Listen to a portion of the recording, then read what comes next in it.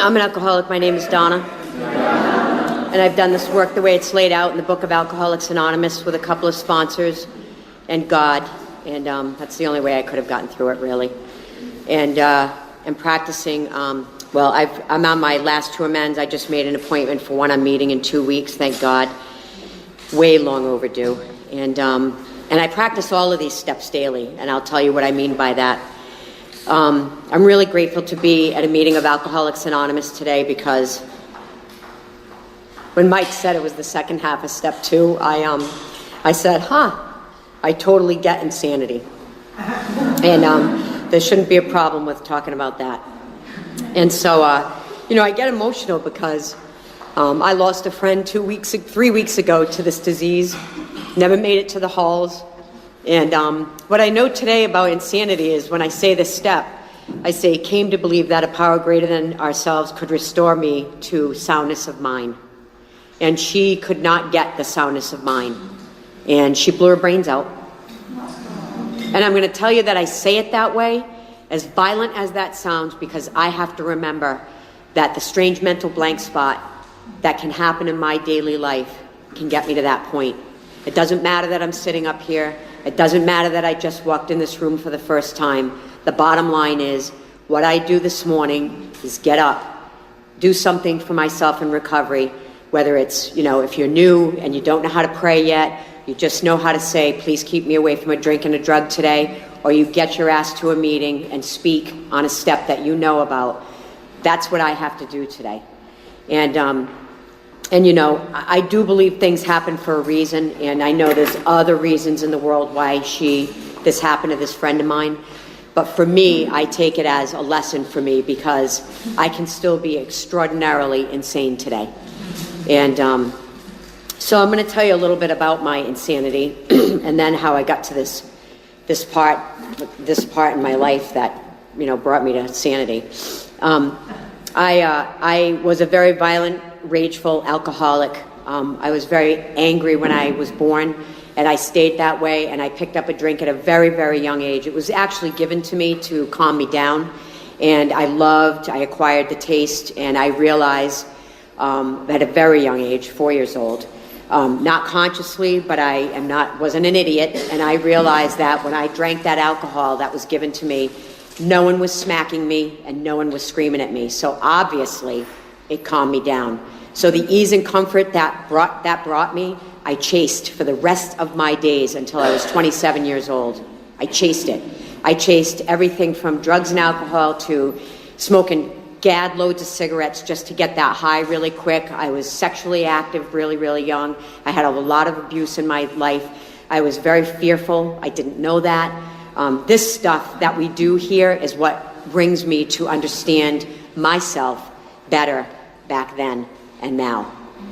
So I was very fearful, and what I did with that fear was I felt like no one was taking care of me and protecting me.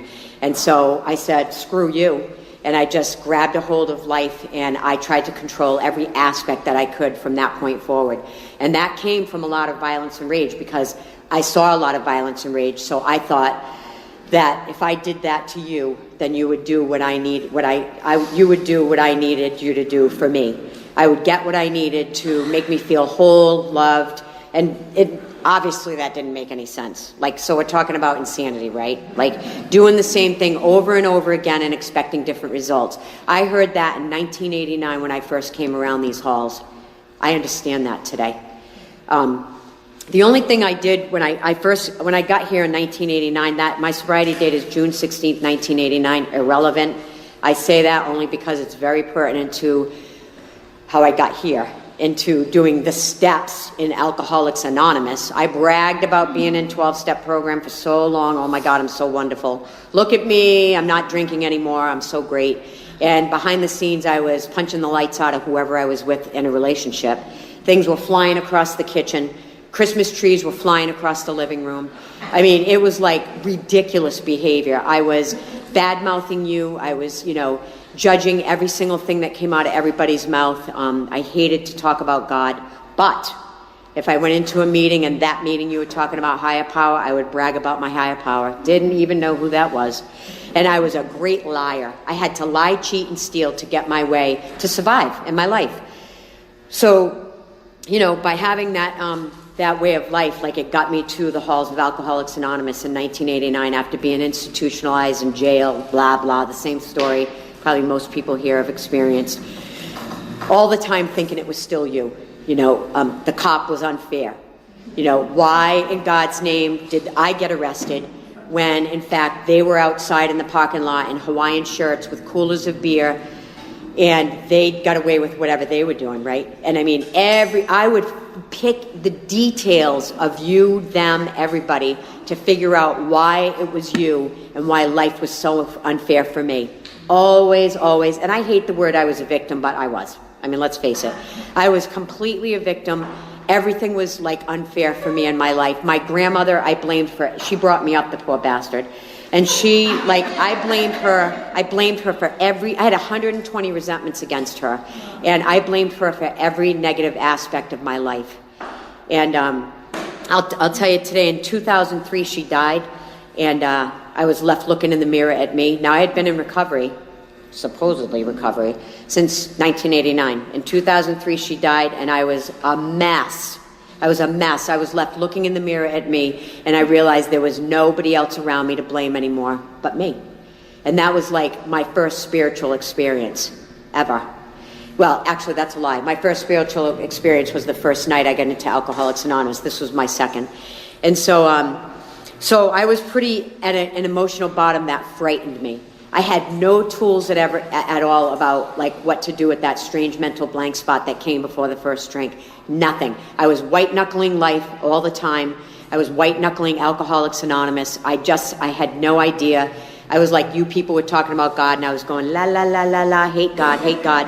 I went to a Catholic school. I did not want to hear about God, so I left Alcoholics Anonymous and went to Narcotics Anonymous for 4 years because they talked about God a little bit less, I thought. And I left Narcotics Anonymous just as pissed off as I went in.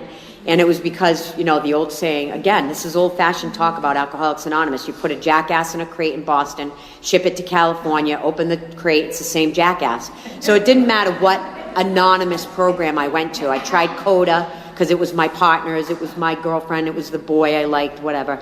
And that didn't help. I was aggravated with CODA. I mean, they were way too strict for me. So, I mean, I came back to Alcoholics Anonymous. You know, I stayed clean the whole time, but I was a freaking nut. And I came back to Alcoholics Anonymous, and I started to pay a little bit more attention. And so in 2003, when my grandmother died, I was dragging myself to AA meetings, and I was like, I had been in therapy for 13 years. Eckhart Tolle, blah, blah, blah. And I was like, I just could not figure out what to do next except die. I mean, I really, really, really, really needed to just be gone.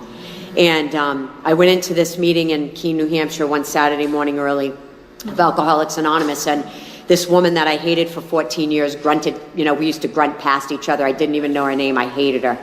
And, you know, she would look just as angry as I did. And so she was at this meeting this one Saturday morning, and her message, it says in here, someone's whole department shouted that she had a real solution.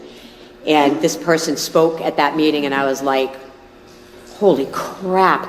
Like, she looked like the same person, but she was smiling, her message was powerful, she was chairing the meeting, and I was blown away by this person's message. And I mean, it was a regular Alcoholics Anonymous meeting, folks, okay? They're all the same. There's just a group conscience here that's different. But I didn't know that at the time. So I went up to her after the meeting, figuring she probably just had just enough coffee to be happy that day. And I thought, she's full of crap. I'm sure she's full of crap. So I went up to her after the meeting and said hi to her. And I figured I'd come back the next week and see if she sounded the same. And I came back the next week, baseball hat, you know, just like about life, just wanting to die. And her message was still really, really powerful. Different subject matter. Something out of the Reflections book, but she sounded awesome. And finally I was like, if I don't go up to her and say something, I'm going to die. And I felt like if I did go up and say something to her, I was so fearful, I felt like I was going to die. I stood at that turning point again. And so I went up to her and I asked her what she had been doing, and she said, I go to this big book step study meeting here in Keene on tomorrow night. She said is, a meeting. You should come. Now, I had heard about all of this stuff, okay? I had heard about how, with all of my sobriety, if I went to one of these meetings, I couldn't speak. And I was highly offended, and one of my best friends used to try to get me to go, and I said, if you ever bring it up again, I will never speak to you again. I was so pissed off. I mean, really pissed off. So here she is. Now I'm on my knees, right? My knees are bleeding. I've been scraping myself along the sidewalks of life for so long. I'm desperate. And she says, you should check it out. So I showered, and I got some decent clothes on, and I was scared, and I went into this meeting the next night. And, at the time, they didn't have a lot of people that had been through the process in Keene, so we were listening to cassette tapes. And I have no idea what I heard from that tape that night, but I went out to my car, and I put my hand on my door handle of the car, and I burst into tears, and I said, if I don't go in there, I'm going to die. I need to find out what's going on here. And, again, old-fashioned, right? Back in the day when I first came around, they said, if you go to 90 meetings in 90 days and you're miserable when you're done, then we'll refund your misery. And I thought, I've heard that before. I could go in there, check this out, right, see what it's about, and if it doesn't work, I'm just going to be me, the same old me, hopefully not dead. But if it works, then cool, right? I don't even know what this is. Now, mind you, 14 years I'd been sponsoring people, coming to big Alcoholics Anonymous, going all over the place to speak at commitments. I made coffee. I picked up, at the time, back in the day, we had ashtrays. Can you imagine? Big smoke-filled rooms of alcoholics. And I had no idea what those things that, the long list, do you even have them here now? The steps that we had behind us all the time in Alcoholics Anonymous meetings meant. And so I went back in and I asked her what I needed to do, and she said I needed to read the first 63 and a half pages. I don't have people do that today, but first, read the first 63 and a half pages of the big book and highlight and underline words you don't know. Look them up. Write it in the doodah, which you can see that I've done. Highlighted. I have shit on the side. And so I did what I was told and, underline things that stood out for me. Call her when I was done. And she said, usually I tell people to come around for the 16-week, doodah of like listening to all the steps to see if you really want to do it. But I've seen you around. I know you've been around a long time. I think you're ready. So I was thankful for that because, really, you have to think about this sometimes. Like if people are really, it's like of the desperate, the dying, they talk about that in this book. It's like, you don't want to be just like afraid to sponsor somebody through this stuff and say, I think you should come around for 16 weeks and we'll talk when we're done. Like maybe you should get to know them while that's happening if you're going to do that, or let them start at least reading. It's scary shit. I know, we all know people that have died from this disease, violently or not violently, whatever it is, this disease is fatal and futile. It says it in this book. This book was written for us. It's a recipe for an alcoholic like me. And so I did what I was told to do, and I stayed up all night with a flashlight. And I called her the next day, and I said, I'm done. And she said, who is this? And I said, it's Donna. And she said, oh, okay. And I said, she goes, well, what's up? And I said, well, I finished doing what you told me to do. And she said, you read all 63 and a half pages and highlighted and underlined, blah, blah, blah. I said, yes, I did. She goes, okay, I guess we'll make an appointment to read together. And so I started this journey, the one I was afraid to do. But the last hope for me was the last hope for me. And the good thing about Alcoholics Anonymous is we keep saying, keep coming back. Get a sponsor, get active, get a position, get a job. And I kept coming back. And I kept coming back, and I kept coming back. And then I finally heard the message, right? So we never know where we're going to be sharing this message. That's why I got up this morning, I drank coffee, and I hit the road from Concord, New Hampshire.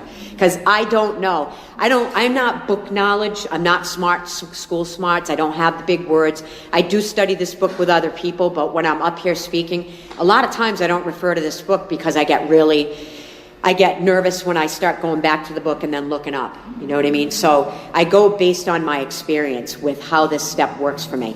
Okay, so the first thing I had to do was the first half of step one, which is really what I was really good at for 14 years. I put the drink down, right? I understood that a little bit about the allergy that I had with alcohol and drugs, that the second I put that alcohol to my lips, and it says in here, we really don't know why this happens, but the second I put alcohol to my lips, I could think back. for all those times, all those debacles I got myself into, all that crazy thinking of this time I won't do it, that every time I put that drink to my lips, I was very soon in a horrible blackout. Well, I don't know if it was horrible because I wasn't really there. Right? So there's a guy, A.A. Albert, he's a wicked cool guy. He speaks in New Hampshire all over the place. And he says that the blackout is one of the scariest places for anyone to be because it's the only place where your brain, you can never ever recover that moment in time. Pretty scary, isn't it? And when I get a chill saying it, because when I first heard it, I was like, I mean, that's creepy, right? And I did it over and over and over again. I could not stand my life, your life, you in it, me in it. I couldn't stand it. I knew my goal was always to get wasted. Like, I do not understand. Let's go out for a couple of drinks. What? I mean, I don't think I ever use that term. And when I hear people at work say that, I'm like, that is really weird. Like, you're really going to have a couple of drinks and maybe not even finish them. Like, I don't even understand that. You know what I'm saying? And like, there's people in OA that don't understand me having a cookie. You know, it's like, and I get that they don't get that because I don't get when they drink half a beer. So my goal was always to get completely annihilated. I needed to be gone, however that took place.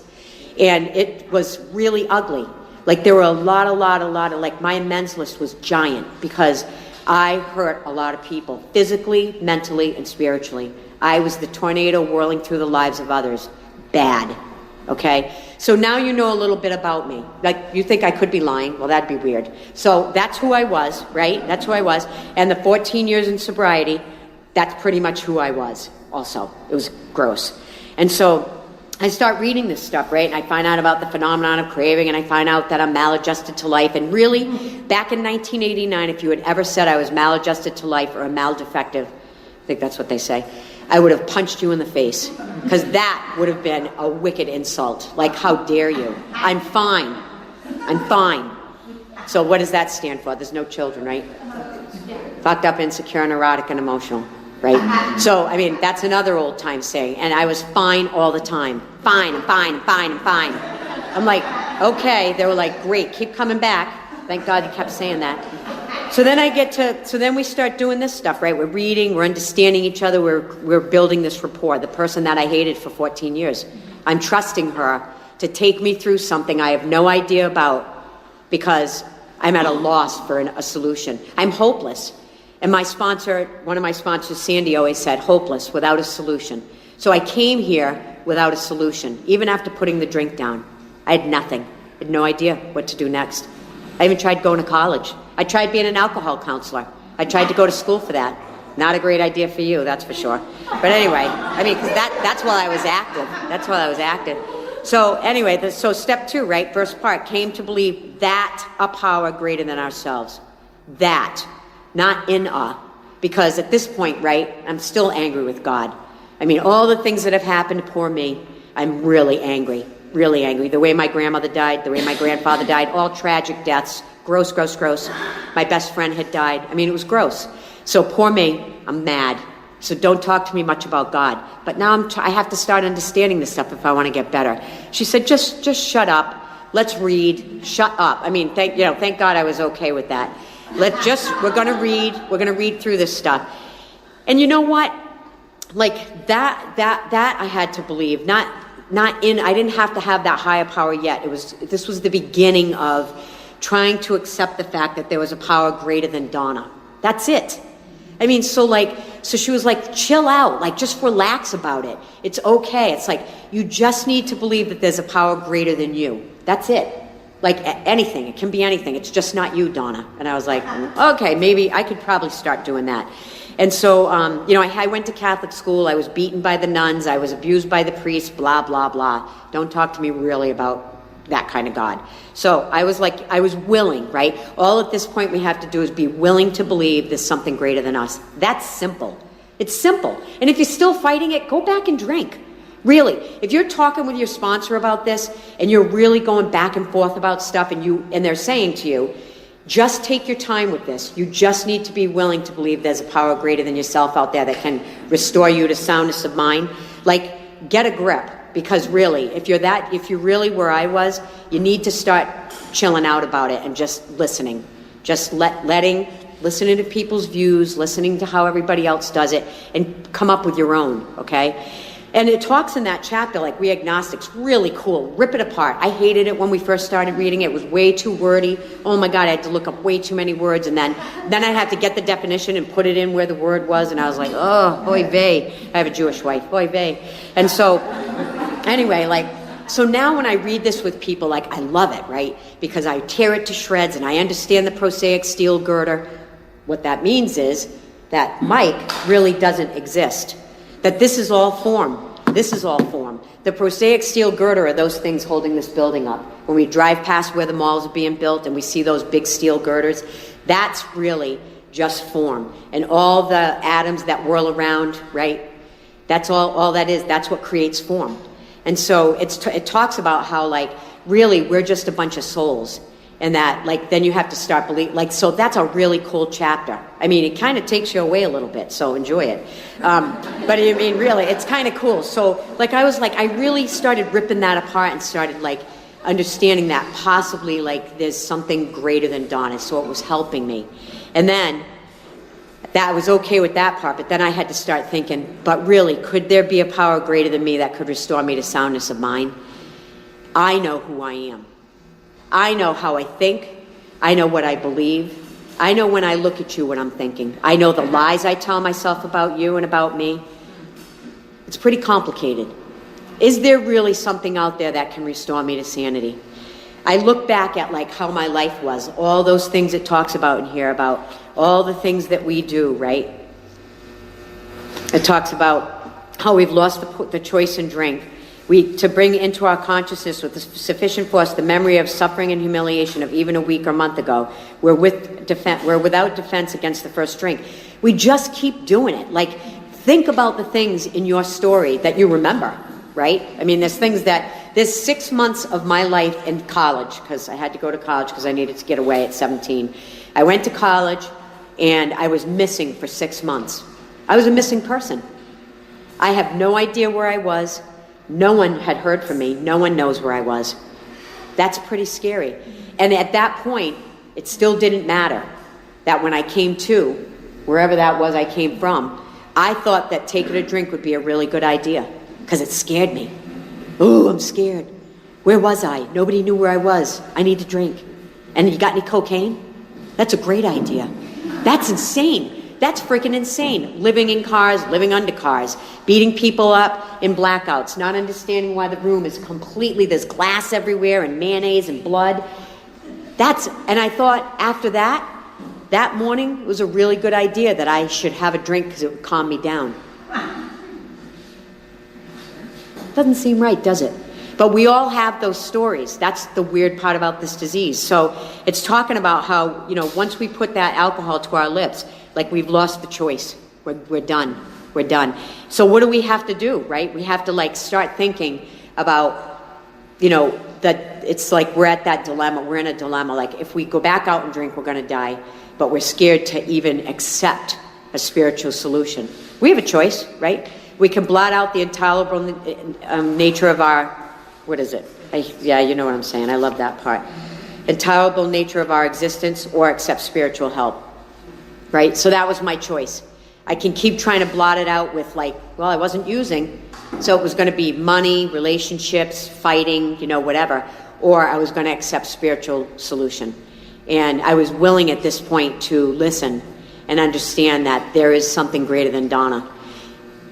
Today, there's a lot of work that I have to do. Now, page 25 is probably one of the most important places in this book, right? It's right at the beginning. There is a solution. Almost none of us like self-searching, leveling of our pride, eek, right? The confession of our shortcomings. I didn't have any. Which the process, we call it the process because it's a friggin' process, right? There's step 1 and there's step 12. And to get to step 12, like going up steps, you have to take the steps gradually, each one. It's a process, right? It's pretty basic. Requires for its successful consummation. And I wrote that, completion. Because I don't understand those words.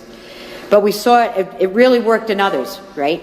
And it worked in this woman that I asked to help me. And we had to believe in the hopelessness and futility of life as we had been living it. I mean, it was gross. It's scary. People die. I was almost there. A few times active and a few times in sobriety. So when, therefore, we are approached by those in whom the problem had been solved, this woman I hated, there was nothing left for us but to pack up the simple kit of spiritual tools laid at our feet. We found much of heaven, and we have been rocketed. And I know what that means today. It's cool. I'm smiling. I've been rocketed into a fourth dimension of existence of which we had not even dreamed. You know what my dream was? My dream was when my family gave me Pilsner glasses that had ships etched on the side of them, that I was going to own a health spa with a bar attached. That was my dream. I just wanted to keep on drinking and keep on having really cool things that revolved around drinking. That's all I wanted to do. I thought that was like the way, I thought that was success. That was success. I was going to be in shape somehow and keep drinking and just be a really cool person. That's really lame and very gross. So I have a life today that is like, and I used to hate when old timers said this, second to none. I'm married, which is a friggin' miracle.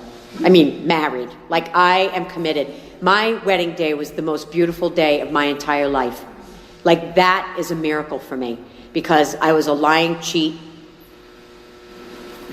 rageful, violent partner to everybody. It was awful. And so I know today I have a job. I have people that actually contacted me when they heard I was coming here and said, I can't wait to see you. Really? I mean, like, you know what's funny is I still have that tiny bit of me that thinks, oh my God, are you kidding me? And there's a bigger part of me that is really, I know who I am today. That's what's cool. It's not egotistical.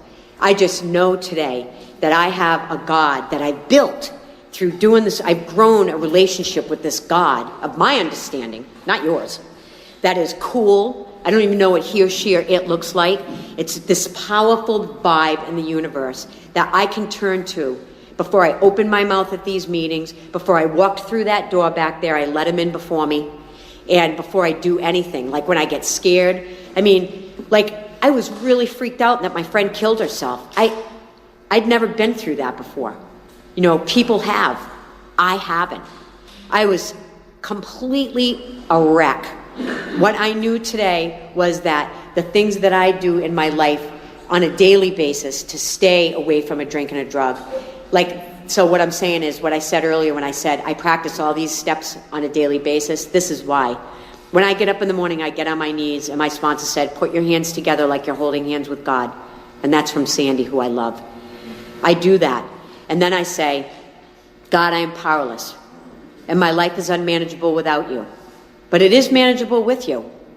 So I offer myself to you to build with me and to do with me as thou wilt. And I go on with the third step prayer. So those are the first two steps right there. If I don't remember that I'm powerless on a daily basis, and I get crazy in my day, because I still do, and there's that strange mental blank spot that it talks about in the steps, and I don't keep doing this stuff on a daily basis, the first thing that comes to my mind is going to be, I need to go. I need to get out of here. Whether it's kill myself, drink, drug, cheat on my wife, whatever it is that's going to seem, in that moment, to feel better, I'm screwed. So I do step one and remember that I am powerless over people, places, and things, and that my life is completely unmanageable without God. Completely. And manageable means in control, which I have issues with. I'm a major control freak. Remember, I tried to grab life and control it and tell it what to do so that I could be successful. And it got me into jails, institutions, and close to death a number of times, right? So today, I try to relinquish control. I try to tell God, or ask God, your words, my voice, when I'm going to speak, especially here, because I'm nervous. I'm sitting in front of people. Like, I could never do that before, and actually say something like that's half decent. It's like, I need help. I got kicked out of college. Let's face it. I went in the Army. That was my decision. That was really smart. But anyway, I got in trouble there too.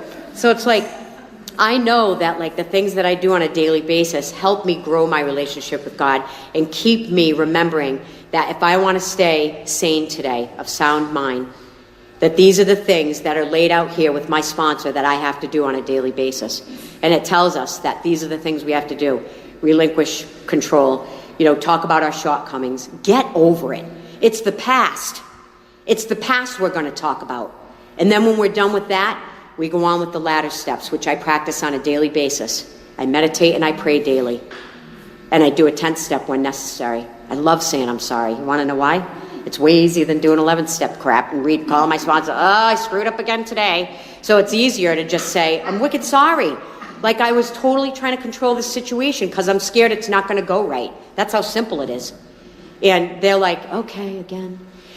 So it's like, I do that stuff so that I can stay of sound mind. And I'm going to end with that because I know there's plenty of people in here that have experience with this step, and I want to thank you all for your attention, letting me speak today. Thank you.